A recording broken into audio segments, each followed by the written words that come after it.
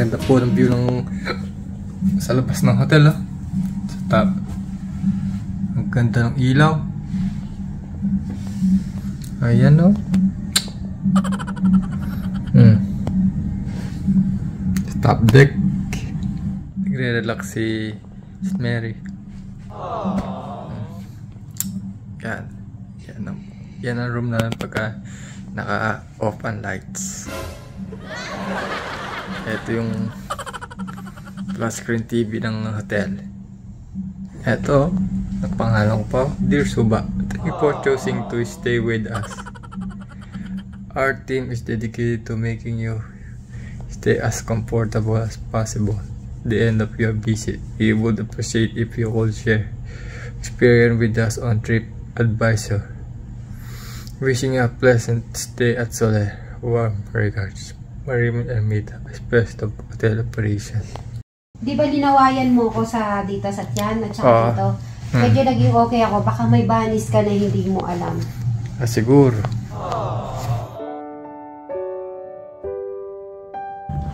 Ang dami ng cars doon, sa park ng kabilang hotel. Dami nyo. Ayun, no? Suzoom ko lang ng konti. Ayun, ang dami. Kaya lang medyo na malabo pa kasi lang. So, over now. Yan ang pikarsado. Ganda ng lights. Wish that I could find the words to describe you now. As I'm lying next to you and the world goes quiet. Wish that I could make you see how you fit me perfect.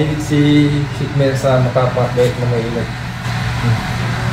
So, YouTube pa ko siya ng YouTube pa ko siya. Hintay mo nga itong tumulo.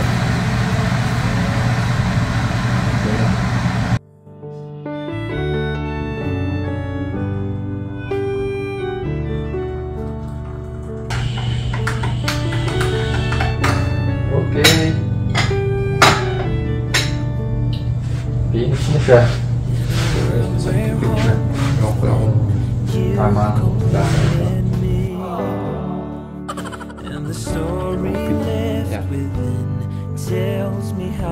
Mary, gising na. Maraming ko siya.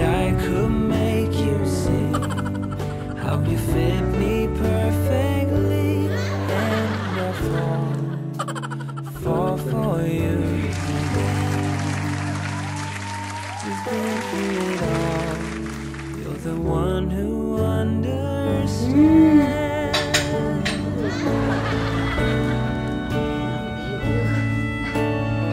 Hello po. Narinig pa lang kung paano. Oo. Di ba kanina parang nakita ko nga. Oh, bakit may ganito pa? Yan yung dinala ko sabay na itong mga water.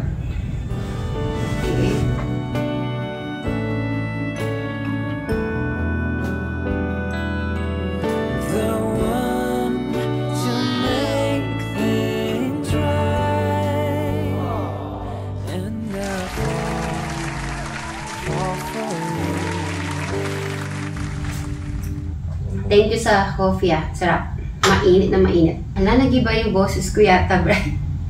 Hinagnat yata ako, O, so, sige. Sabi ni Bay, try natin to. Cheers! Cheers! Happy Valentine's! Valentine's!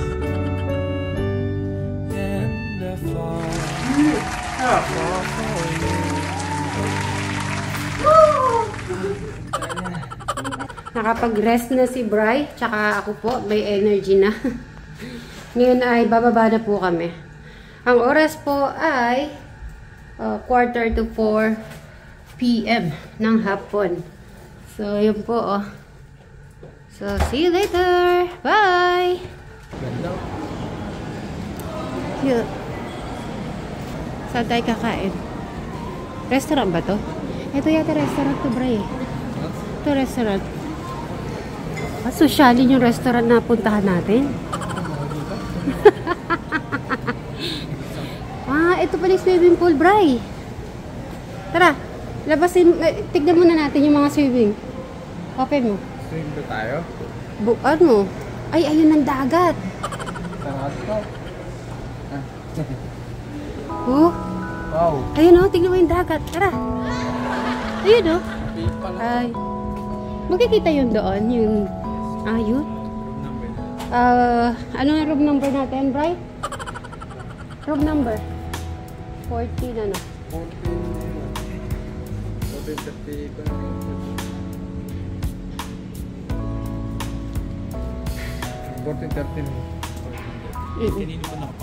Suba. Sa kanya. Titingin muna kami ng thank you. Ayan, ganito. Oy, bukas, suswimming tayo bago tayo mag-check out. Kasi para naman, hindi ka malulunod. Ikaw naman eh. Killjoy ba yun? Tingnan mo muna na yung malawak na dagat. Kasi naghanap po kami ng restaurant, kaya lang, nakita namin to swimming pool. Sarap naman. Ayun no. Yung ano, Bray, oh. Yung dagat. Wow pa. Wow. Bray, yung pinak... Ang dagat oh. Ha? Lawa. Saka ng dagat. Oh, hanggang dito. Kita mo dito. Bilis. Ayun, pwede lumabas. Ayun, Bray, oh. Lawa. Pwede kaya tayo pumunta doon? Uy, ang lawak. Oh, tignan nyo, oh. Ay, daan dito. Ay, ito. Pwede? Pwede tayo pumunta? Pwede ano doon? Pumunta? O hanggang dito lang? Yan po yung dagat, oh. Kitang-kita nyo. Ayan, oh. Ang luwang. Parang wala naman tao.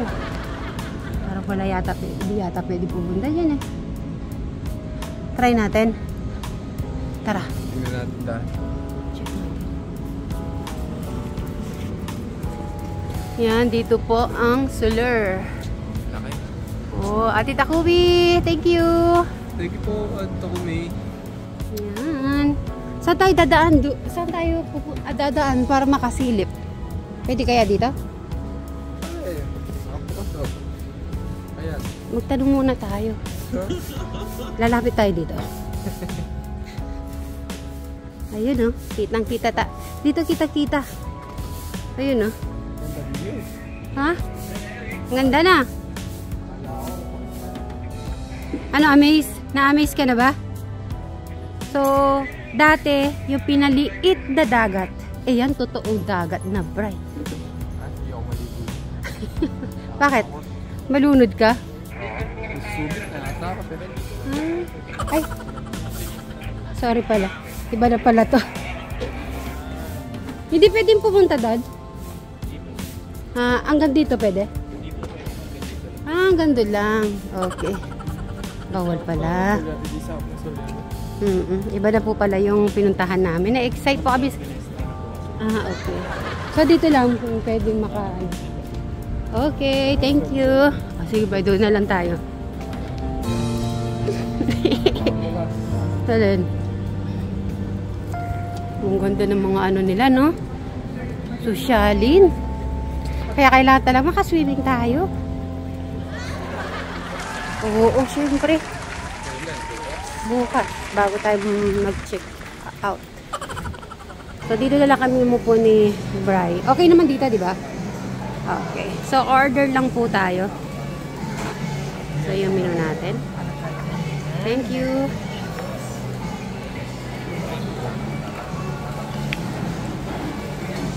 Thank you, ma'am. O, Bri. Baka naman orderin mo. Egg dyan, ha? Sige. Ano napili mo? It's octopus. Yung quality. Kung ano lasa ng octopus. Di ba pareho lang nung ano, yung pangalan na to, ito. Coffee balsamic. octopus squid. Di ba pareho yan? Figs, pine nuts. Do yun na lang isa para matry natin. Hindi pa ako. Kaya to, chicken. Yun lang ba lahat? Ay, meron pa sa likod. So, ang hirap pala mamili, guys. Bray, ano yun sa'yo? Yung akin, literal kayo, gusto? Ba't ganit pa coffee balsamic, sisito figs, and pine nuts? Pwede mo naman tanungin kung ano yung ano dyan.